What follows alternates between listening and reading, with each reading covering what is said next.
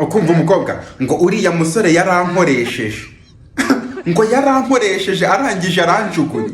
Wa mukobwa we, uriya munsi bijya kuba byose warabyutse nta muntu ukubyukije ku gahato, urangije uritegura uragenda ujya kwisukisha imisatsi, urogosha, uhitamo utwenda turi sexy cyane, mbese byose wabikoze ku bushake.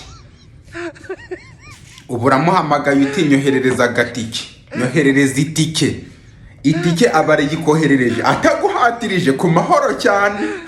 uragiye yewe nta nubwo wigeze unatekereza uwo munsi uvuge ngo ubwo ngiye gusura umusore basi ndicara muri salo gusa, cyangwa nta nubwo ndinjira mu nzu. Hanyuma ubu uragiye urinjiye, murashyushye cyane, muratetse yewe nkaho wagira ngo ni nawe ubihagarariye ibyo birori bigiye kuba. Muratetse murariye, urangije utavuga ngo oh baby uyu mwanya nari nkurwaye, ubundi nari narabuze uburyo naba ndi kumwe nawe twisanzuye, zino ntebe twicayeho zirimo kumvuna zo muri salo ndimo kuvunika, ndikumva nshaka kuba nirambitse kuko ndahaze cyane. Umusore avuga ati kumbe nawe yarabirwaye cyane, tugende mu cyumba.